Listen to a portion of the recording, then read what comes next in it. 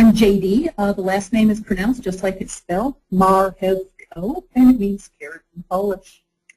Anyway, I'm a Master Black Belt. I'm an ASQ fellow, and I hold quite a few other certifications through ASQ and other organizations. And I'm currently a Vice President of Quality for Accurate Corporation. And today we're going to talk about quality with a kid on the autism spectrum. And that's Adam on the right-hand side in his Spider-Man outfit. He was really good for costumes and outfits when he was younger. And that's his sister, Alexa. We call her Alex. And she's giving him a big hug. And that's primarily so he won't run away. Today, you see Adam in that bottom left picture. He's about 6'1", and he's 14 years old. And he's just a tremendous kid. And we're going to tell you about how we use quality and lean to help Adam on his journey while he manages his autism. So we're going to learn how to use DMAIC, define, measure, analyze, improve, control, and the various lean tools that we have. Various lean tools that we have, and apply them in a personal environment to improve his quality of life. And we're going to be reviewing some other tools like the Pew Decision Matrix and the use of the design of experiments in our home environment. But first, we're going to start with DMAIC. We worked across the medical system to understand what was happening with Adam, because we really did that. And this was about 12 years ago. So there wasn't a lot of information out there at that time. We used a variety of measurement systems to determine baselines of where Adam was physiologically, and then we set targets from there. We did a lot of analysis, and we combined those measures and those results so that we could create a plan of attack for him and help him be asymptomatic. We worked on improving what we were doing, because what we do one year won't necessarily work the next year. So we build up our baselines so that as Adam grew, we were able to adapt and to use. And control mechanisms in place as we continue to reward and recognize his efforts.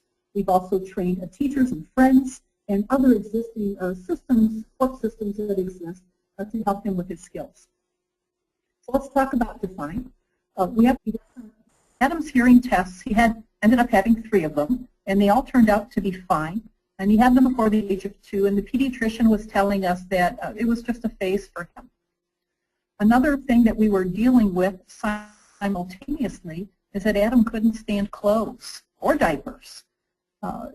It was, as soon as you got him diapered up, he'd be running around the corner and he'd be whipping it off. It was like trying to wrestle a greased pig. We did go through quite a bit of duct tape during this phase of Adam's life, and we were taping clothes onto him, putting them on backwards so that the zippers were in back, just so that we could keep his clothing on and he would be socially acceptable. When they're 2 years old, it's kind of cute, it's fun, but we knew that that wouldn't last for too long. The doctors were telling us, well, he's just skin sensitive. In addition to this, he was just covered in eczema. He had a lot of rashes on his face and in what we call all of his folding areas, like the groin, where you're in the elbows and the creases of your elbows, underneath his arms. And the doctors were telling us, well, we need to bathe him better. And this just resulted in more cracking skin for him and further rashes. It was just miserable, but he never cried or complained. So he was a great baby, and he rarely cried. And we just looked at him and said, wow, what can we do to help this child? It was just a terrible set of circumstances. After that, we were getting pretty frustrated with the pediatrician. He really wasn't able to help us or give us anything to help Adam. So by the age of 2, we had no language. He still had these rashes, had an incredible aversion to clothes and diapers. When he would eat, the food would pass right on through. But he ate a tremendous amount of food. The kid was always eating. But he didn't gain really a lot of weight, but he kept getting taller. Then we ended up taking him to the neurologist. The neurologist did the standard brain tests, and he seemed fine and functional in those areas. Some of the odd things that Adam could do was he could do jigsaw puzzles at the age of 2 for those of a 5- and 6-year-old. On top of that, he did the puzzles upside down. He had the pictures laying on the floor while he was matching up the pieces just by looking at the cardboard backs of the pieces. I still don't know how anybody can do that. He liked to line up his toys, especially Thomas the Train. And the doctor said that he felt that Adam's issues were physical, so he wanted to try some prescription medication. And without us understanding, what was causing Adam's issues, we didn't know what he was trying to solve. So without a root cause, we didn't go that route for Adam. Our sister-in-law, who actually has won the Golden Apple Award in Cicero, which is a Chicago suburb, she comes up and we're talking about this with the family. She says, well, maybe he's autistic. Maybe he has autism. So we started looking into autism, started researching this as much as we could. My husband and I were both engineers. And we find out that autism is a very complex disorder which has problems with sensory processing, and that was a check. Adam didn't do a lot of sensory processing. He had significant speech and language delays. There was a second check. He didn't want anything to do with people, very social, asocial. Didn't have much of those on interaction skills. That's a third check. And fourth one was self-esteem issues. And we didn't really know on that one because he's 2 years old, so we don't know if he's got a self-esteem problem yet. But also, autism is also accompanied by many other issues, such as gastrointestinal GI problems with the stomach and the gut, or with yeast issues, or with attention deficiencies. So this seemed to make a lot of sense to us. And we started to look at Adam's personality and how he was interacting, and we were reading books. And these are some other famous people that are also on the autism spectrum: Einstein and Diane Fossey, the gorilla lady, Banneker, who did a lot with watches and clocks. So you see some pretty famous names here of people that were highly intelligent, but very specific in how they approached life. So what are the chances today? Today, autism affects 1 in every 88 children, the majority of which are boys.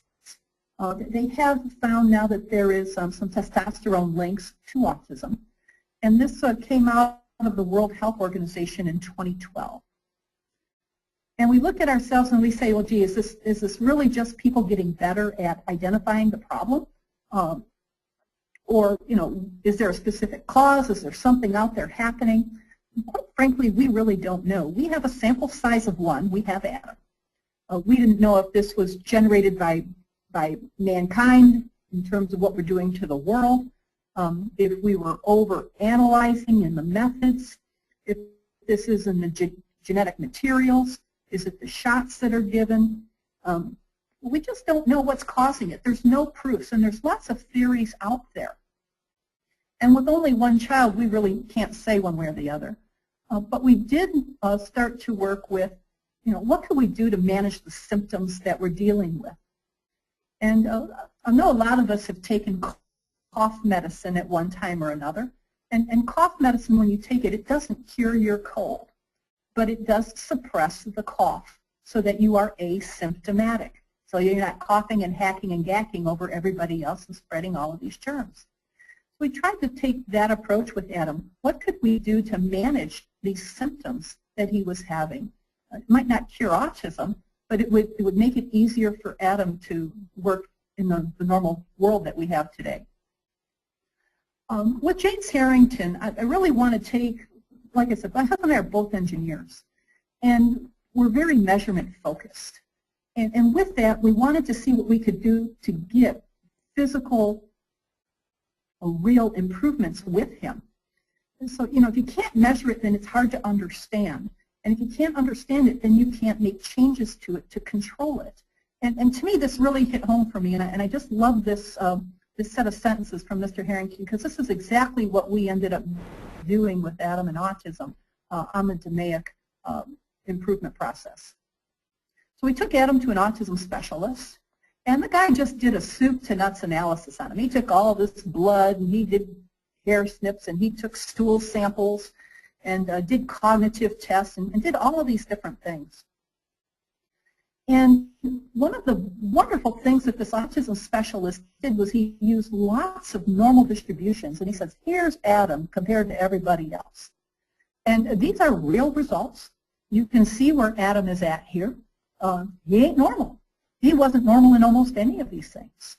And there was literally hundreds of these data points based on all of this analysis that this autism specialist did with Adam. And it was very helpful for us to see where he was at and where he wasn't at. The other thing that we found out is on the yeast itself, you can see that Adam is way off the right-hand side of the spectrum. His yeast was 3 times that of a normal adult. And he didn't have any of that presence of the good bacteria in the stomach.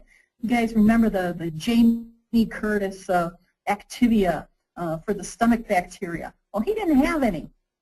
And high yeast typically causes eczema and rashes and itchy skin. You know, we really struggled with this because this was something that our pediatrician couldn't help us with. But this autism doctor, within, you know, a few days of getting these results in, he says, here it is, here's what it looks like, and here's what we can do. On the hair, and we found that metals, most of us have trace amounts of metals in our body, and his metals were not being managed. His body wasn't getting the metals out. And as a result, where metals accumulate in teeny tiny amounts in the fatty tissue of your brain. And that causes an interference when you're trying to think or process language. It's just like a little teeny tiny boulder sitting in the brain, and when you're trying to access language, the synapse just hits that little boulder and it bounces off somewhere else, and it affects your ability to process language and speak. And so Adam had very little to no traces of metals in his results. So that means it wasn't coming out of his hair, it wasn't coming out of his fingernails, it wasn't coming out of his stool like it should from a normal person. So that you ask yourself, well, where is it all going? And we were able to actually determine what that was. Later on, we did some brain work with him as well. And on the brain side, these are due to the wavelengths. And there's different sections in the brain. And red is hyper and over-functioning. Adam is a really smart kid, but his brain was constantly on. So this also interfered with his ability to process language and to retain directions.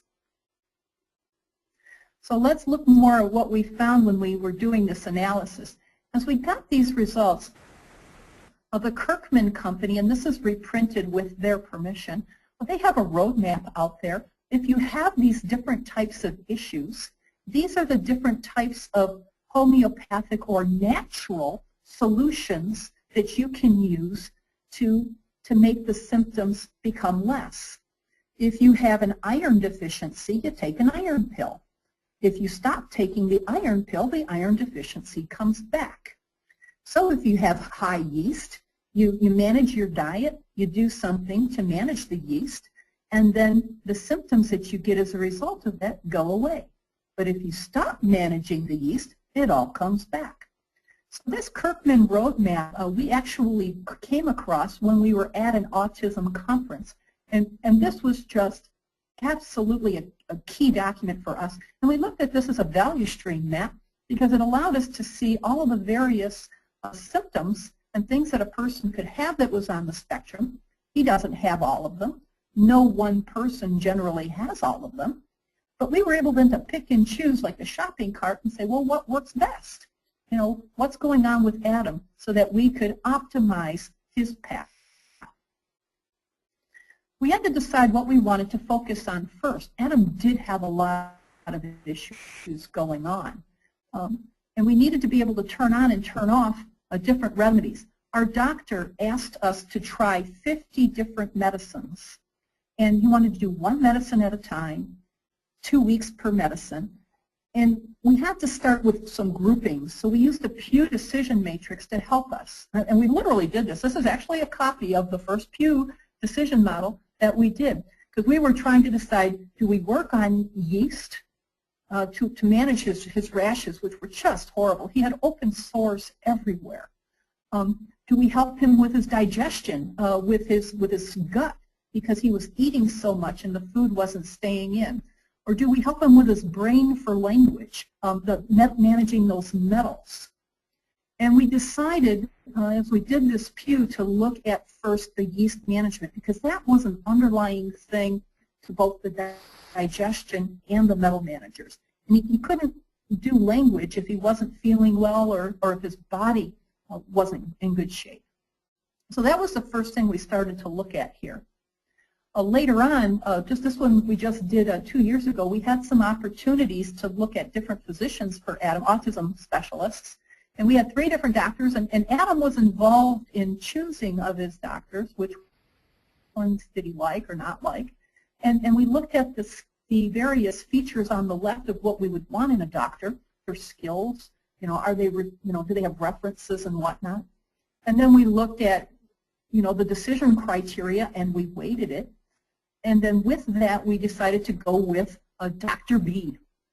And that is currently Adam's autism specialist. Because as more people have become available, we want to make sure that we have as optimal a caliber of care for Adam as possible, and someone who's forward-looking. As we also were looking at those 50 different over-the-counter medicines, and all of these were over-the-counter, they were not chemically based, so there was nothing here that required a prescription, which made us feel pretty good because we weren't trying to do anything chemically to Adam. Like the neurologist wanted to do. But as we were looking at all of these various things, it was 2 weeks at a time. I'm trained in design of experiments. And then we focused on the pew for what to decide first. But we actually did 1 replication on all of these items. Today, Adam's on 20 items. But when we first started out, there were quite a few more as we were working to coordinate his body. With that, we only did 1 replication. We didn't do it all over again. So a pure DOE guy would kind of have some heartburn with that. But we thought that the risk was low, and we got instant results.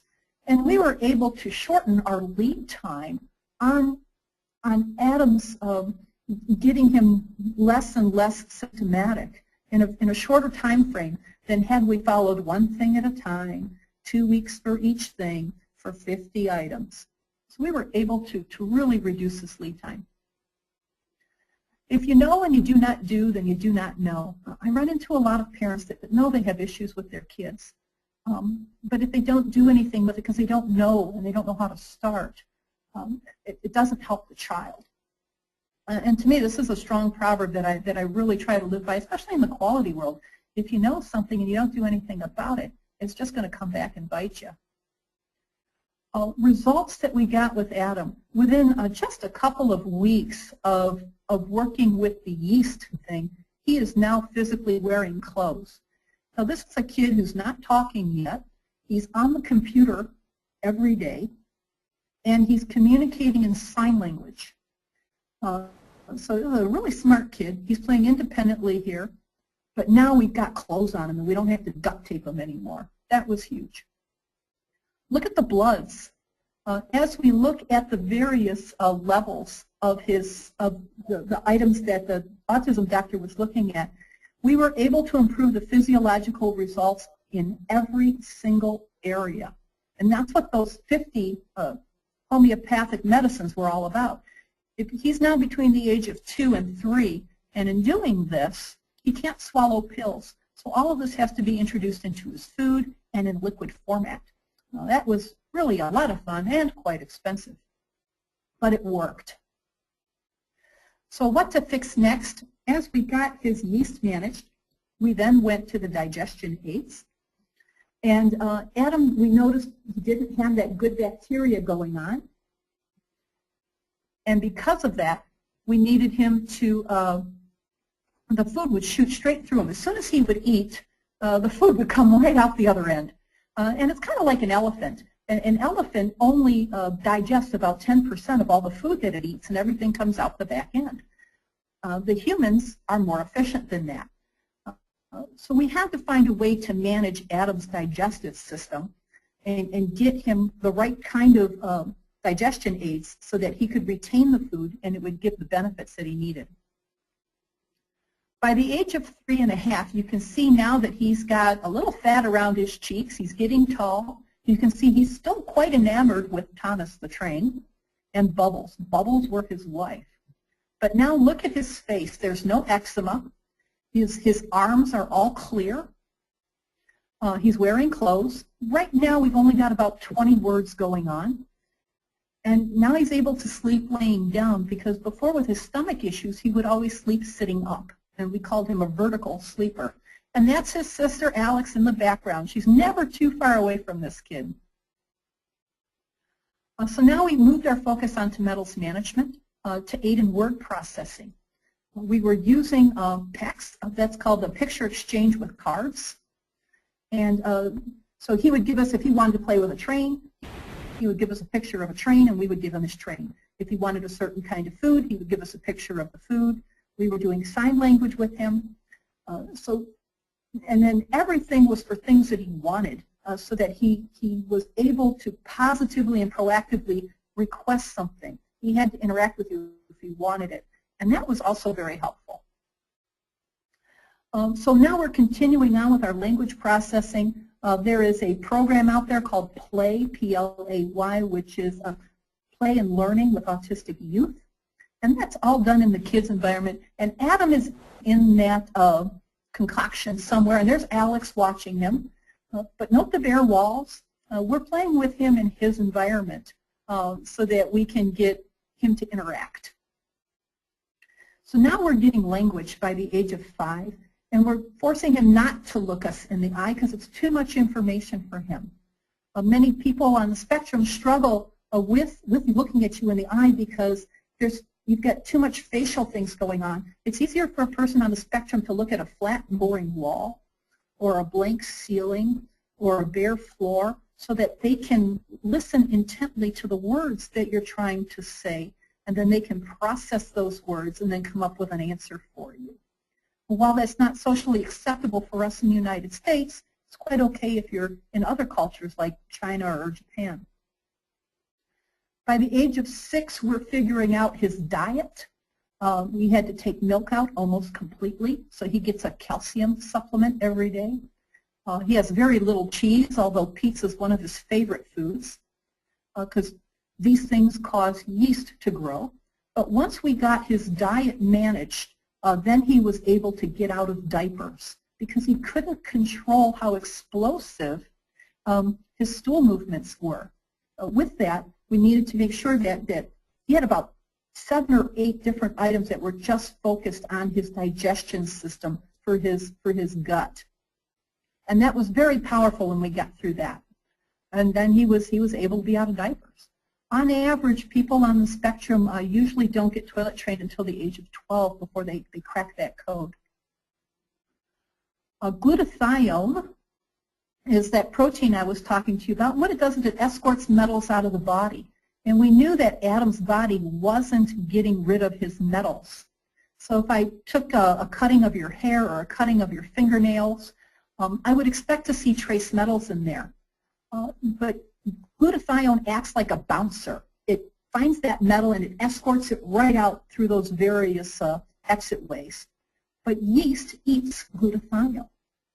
And this was a huge learning, an aha moment for that, saying, wow, it was a good thing that we did the yeast first. Because if we had tried to manage this item, it wouldn't have worked because Adam's yeast was 3 times that of a normal adult. Within getting his glutathione back up to level, and by managing the yeast, we were now able to get language. We had full sentences. He was able to follow 2 to 3 step requests and actually have a conversation for 3 or 4 turns. When we look at where he's at on the brain side now, there is an experimental brain exercising program that's being done for people with autism. And this is the before and after study. You can see the left-hand side where it's pretty much red and you've got the hyperactivity going on. And now you can see there's a lot less red on the right-hand side. Just getting his brain waves more in line. I call it a mental gym. He went through some mental exercising, and that was that enabled him to function at a higher social level. We had more than 1 year of social growth within this summertime of activity. Adam is now physically 14 years old, but he's still socially a couple years behind, but less so than he would have been. Let's talk about control. So now we've got these things working, we're getting good results, but how do we continue to hold on to those results and manage change as it happens? So Kissinger came up, we solved this problem, yay, we got speech. So, now we've got the next problem. How do we get them to want to talk to you? It's continuing to grow as he matures as a young adolescent teen. With these foundations in place, our insurance in the United States just didn't cover anything that was over the counter. It generally cost us anywhere from $20,000 to $40,000 a year in these items because they weren't covered by insurance. To date, he's on about 20 to 25 homeopathics to remain asymptomatic. If he stops taking these things, the stool control goes away. The language goes away. The eczema comes back. We've been able, not intentionally, but we've been able to turn these things on and off. If he misses something, or if the efficacy of the batch of medicine that he has isn't quite right, or as he changes physiologically as he grows, we've had to constantly keep after where he's at. We do his bloods right now annually. And he's in a full 8th grade class. He has no support. He has some help for homework because he can't remember things very well. And he's been invited to a couple of birthday parties. Some of the current challenges, while he is very asymptomatic, he still doesn't socialize well. He really doesn't care if he has a friend or not. His coordination is off a little bit. Sports are hard for him. Conversationally, he's done after about 3 or 4 sentences, and he'll just walk right away from you whether you're done with the conversation or not. But at least he will respond to you, and you can communicate and see where he's at and what he needs. He's not in tune with what you want. So if you're crying or if you're yelling or if you're upset, he really doesn't get that too much. He's just trying to talk to you normally. Many people on the spectrum are also what we call concrete thinkers. They're very, very literal. If I said, Adam, put the glasses away, he's going to take the glasses off his face and he's going to put them on his nightstand. One time we were in a park and a man was just horribly yelling at his little boy. And we didn't know what the little boy had done, but my husband said to me, he says, boy, that guy got up on the wrong side of the bed. And that was in the morning. And by the end of the day, Adam's getting ready for bed, and he's standing in his room, and he says, Mom, which side is the wrong side? And I didn't get it. I didn't know what he was asking because it had happened so many hours earlier. He says, which side is the wrong side of the bed? Because he didn't want to come up the next day thinking that he would be so angry. So there's a game out there called Befodium. And it has about 35,000 colloquialisms and idioms in there, and Adam has read all of them so that he can pretty much try and sort his way through. If someone uses an idiom with him, what is it that they're really trying to say? Some neat things that Adam does at 14 years old. He reads at a very advanced college level, and he can usually comprehend what he's going on there.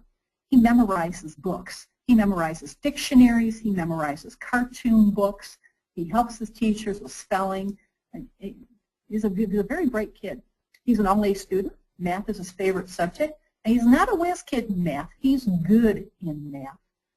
But it's what he likes to do the most. He can rattle off cast and character names for a variety of cartoon shows. He can balance on an exercise ball. But he couldn't pedal his own bike until he was about 8 or 9 years old. So there's very selective things that he can do. And he's a good cook. He is absolutely at home in the kitchen.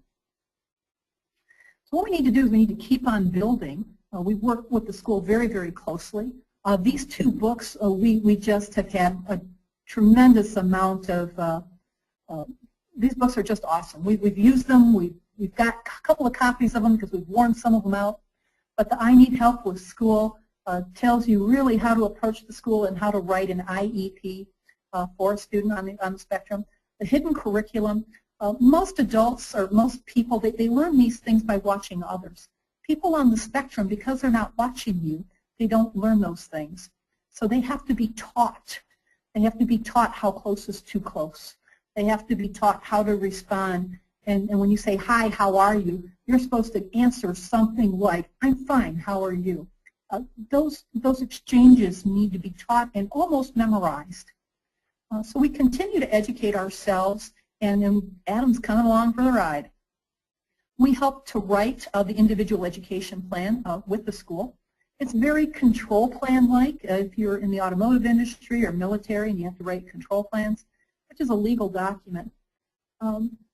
But this has been very helpful for us with Adam in making sure that the right things are being managed. He also has what we call a daily social check sheet that every one of his teachers works with him on. He reports on himself every day, and at the end of the day he gets all of these points. And then at the end of the week he now collects these points, and then he gets, you know, reward and recognition for his points. And that's how, if he wants time on the Wii, he has to have a certain amount of points. If he does extra well, then he can get an extra hour or two. It's all very positive motivation for him so that he wants to do well. And we carry this on all year round, on vacation, off vacation, during the summer or not. And the teachers have been phenomenal as they've helped us support his progress. During the summertime, we did not feel that we could just let Adam drop off at the end of the school year and then not have anything to continue him and then start back up at the beginning 3 months later. So every summer, we have a tutor that we hire for him, and he does 4 hours of schoolwork every day in the summertime. And he reviews his previous grade, and then he does the upcoming grade. And this allows us to see where he's going to have some trouble with any content or where some comprehension issues may lie.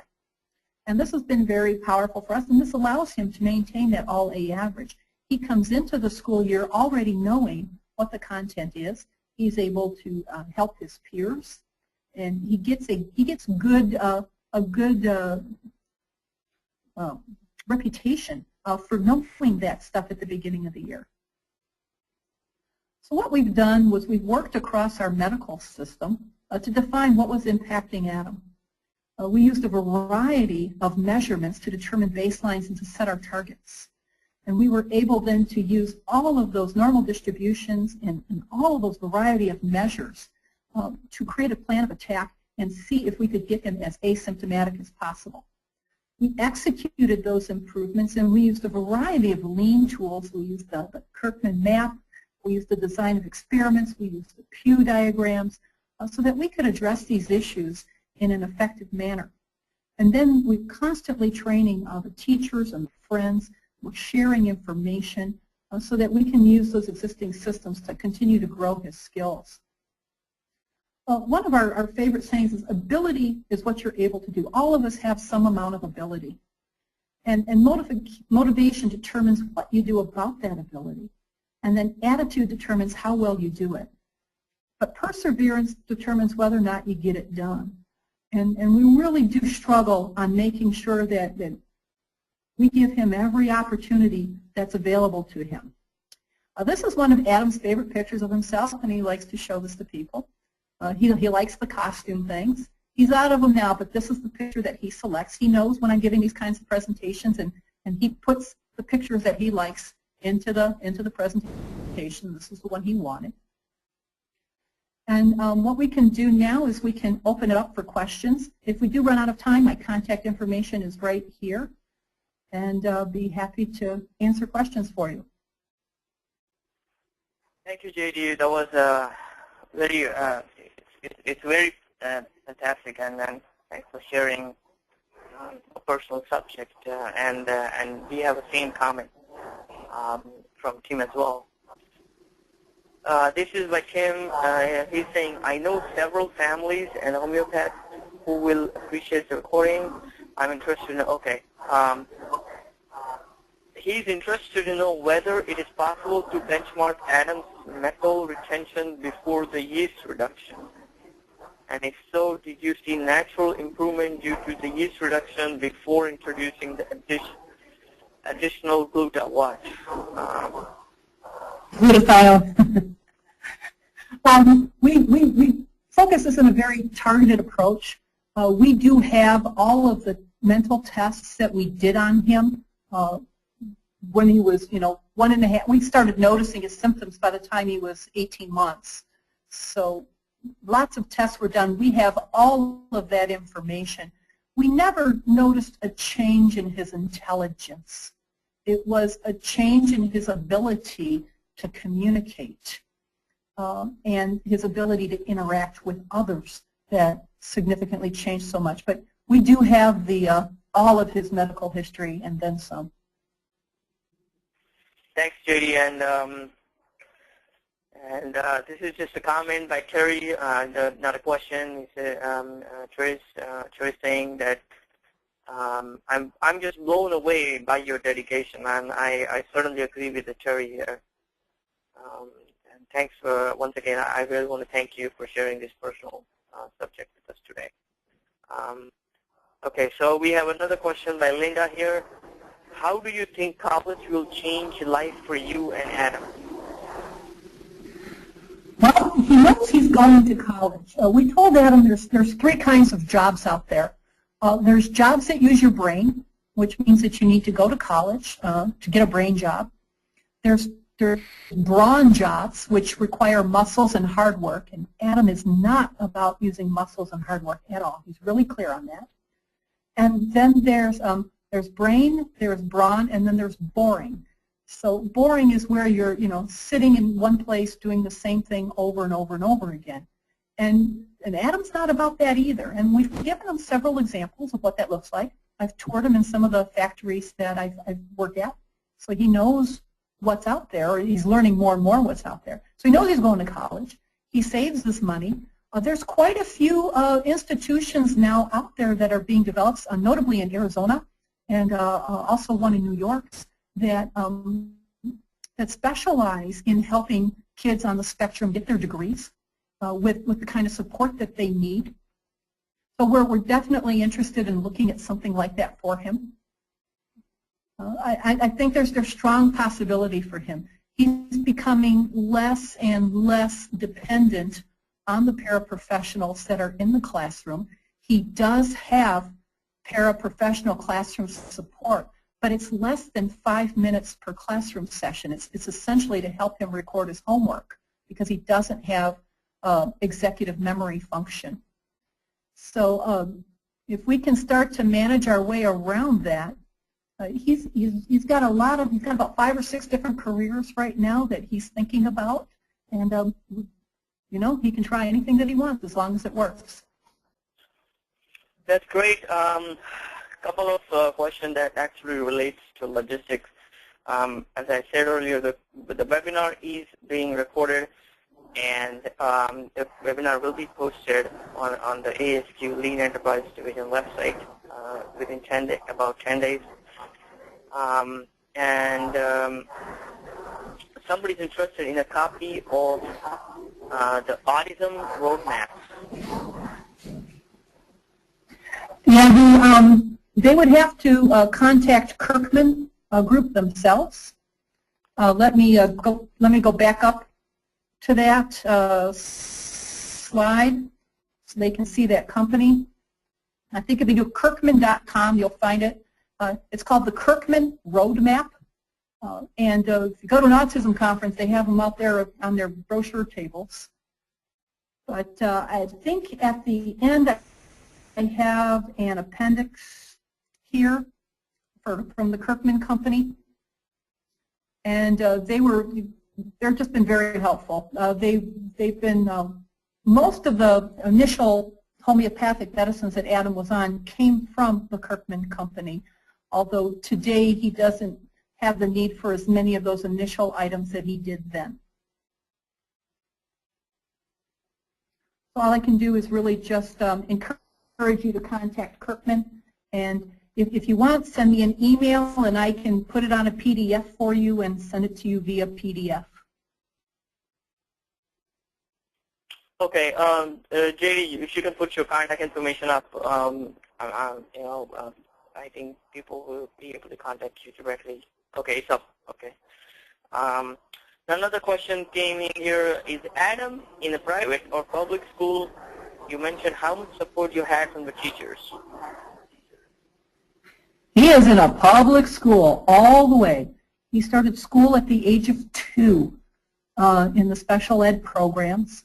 And by the time he was in 1st and 2nd grade, he was no longer being pulled out of the classroom for special supports.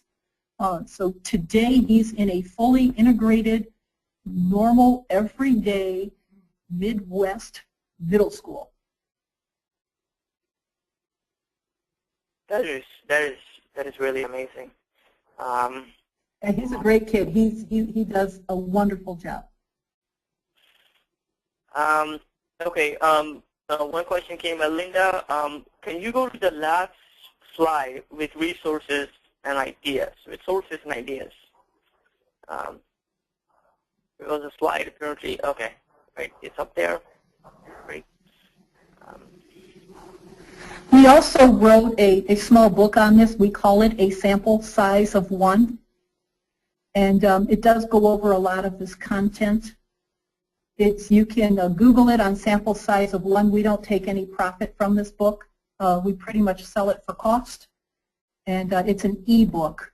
But any profit we donate back to the Autism Speaks Society. Okay. That's really good to know.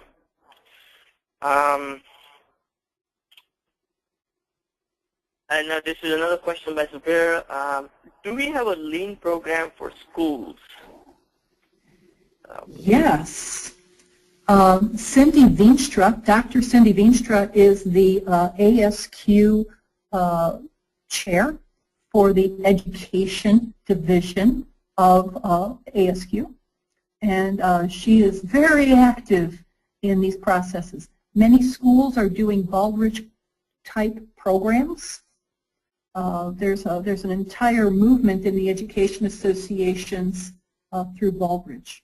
Although the schools that Adam is in today, they don't necessarily participate in those activities yet, but they have one of the best support programs for somebody that has special needs.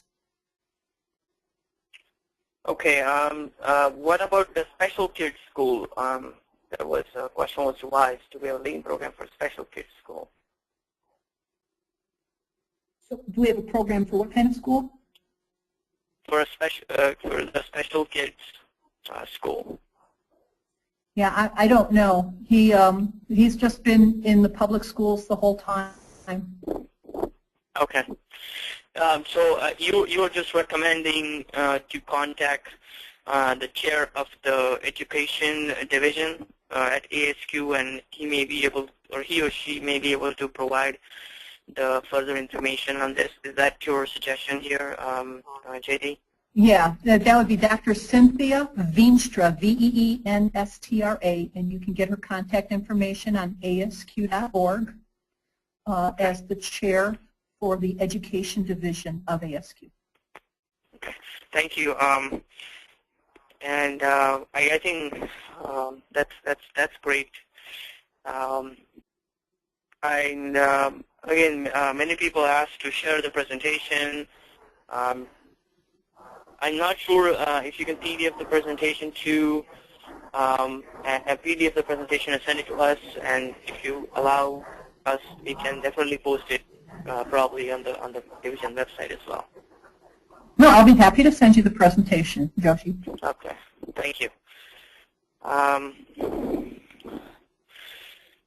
Okay, there's another question that was there an issue with his attention span?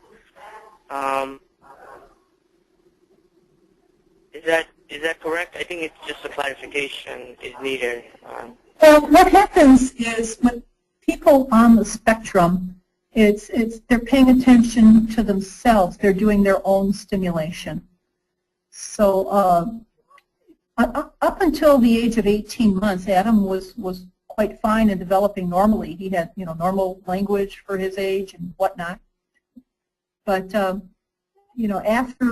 about 14 to 16, 18 months, this all turned on pretty heavily, and his attention span was more on himself and on lining up things and on looking at patterns and watching water swirl in the toilet bowl and watching bubbles.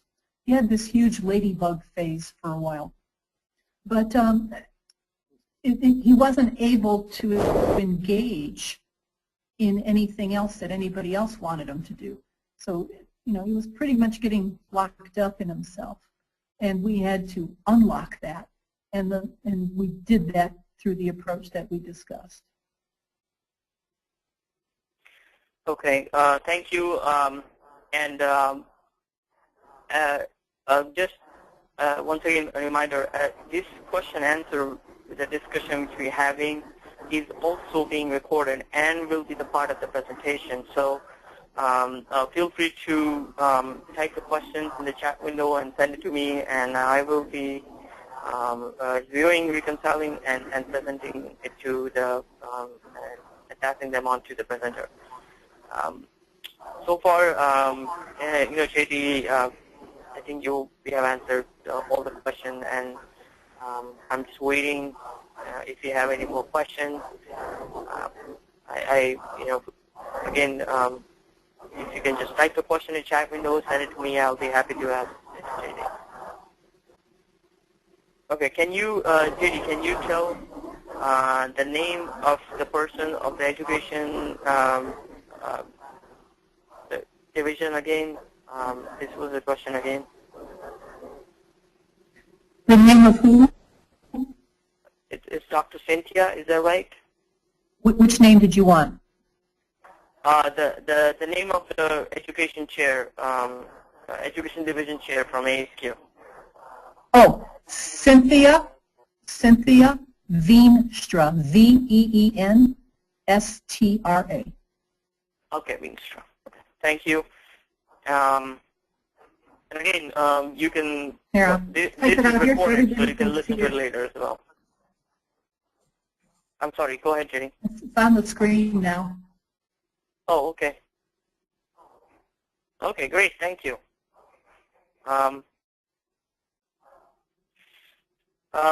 So the question, one more question came, did the metal removal help him with the social skills? It was almost an immediate effect. What happens is, think of your brain. You've got what they call synapses and dendrites. So think of a synapse as the road, and the dendrite is a car.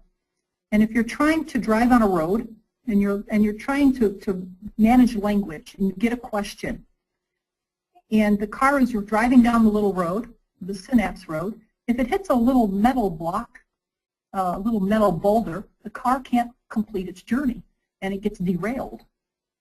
So, or it doesn't get there, so it can't reach an answer at all. Once the metals were being escorted out of his brain, you know, getting that normal again, we got language right away. He was able now to reach and grasp words. He could always, you know, think for himself. He knew how to read. He was reading by the age of 3. But it was just the ability to make the processing connection by getting things flowing more. The other thing that really helped a lot was the called the mental exercises that were done with Dr. Brown in Auburn Hills, Michigan. So you put on a skull cap and you do some mental exercises. It's just like going to the gym and exercising your body. Only you go to the mental brain gym and you exercise your brain. And Adam was able to increase and normalize his wavelengths in 4 out of the 5 sections that you have in the brain. And that helped tremendously too. We got about 1 year of social growth just through that activity alone. Adam is our sample size of 1. What we do with him may not work with everybody else, but these autism specialists, they're getting pretty good at figuring out which pieces will help which kids the best after they do their analysis. Thank you. Another question is, what are the results of applying lean on special kids other than Adam? Do we have more success stories? I do not. I've got my hands full. all I know is my sample size of 1. Okay. Another question here is how your results and approach impacted pediatrics approach to the treating autism in children. Can you repeat that, Joshi? Sure. The question is how have your results and approach impacted pediatrics approach to treating autism in children? God, I hope one day it will. To my knowledge, not yet.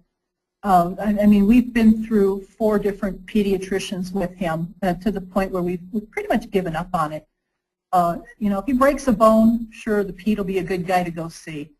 But anything else, I wouldn't touch a standard trained pediatrician.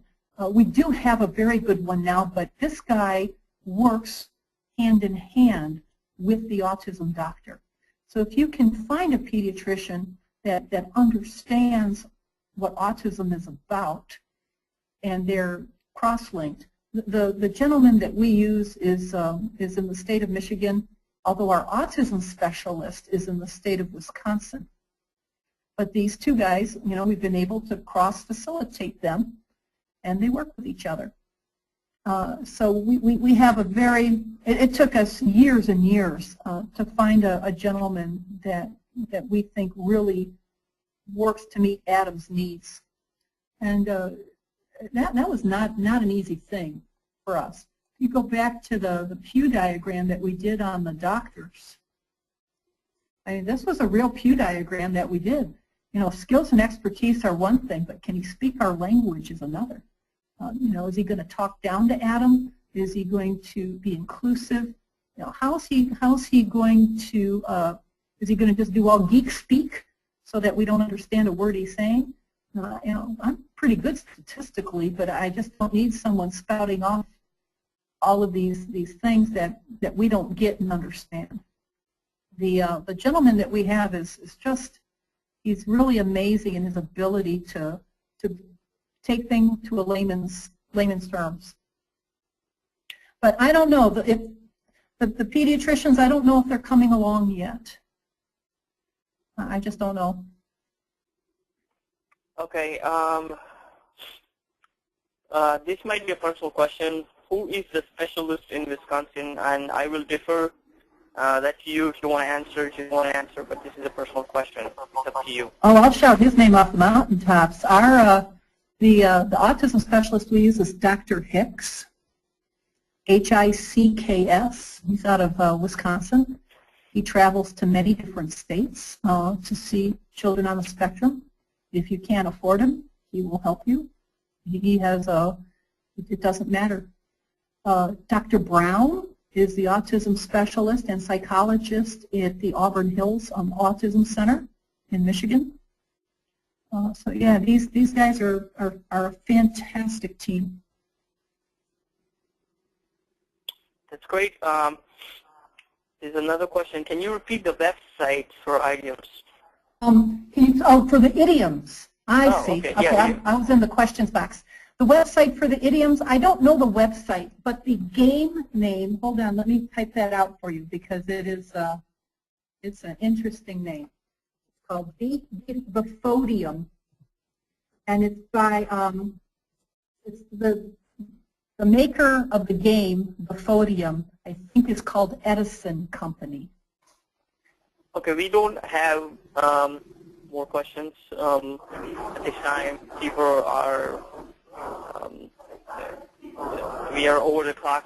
I just wanted to say thank you, and we are 2 minutes over. The webinar has officially ended, and if we have more questions, we can move ahead, or if not, I would like to thank you, JD, at this time, and thank you again for sharing this personal subject, and this is a fantastic topic, as I said earlier, and this will be up on the website, and I know a lot of people have have already expressed their interest to share this webinar with the other folks, and that's definitely encouraged. And I want to thank you for all the attendees. Thank you all. Thank you, JD, and good luck and have a good day. Okay, thank you very much, Joshi. Thank you.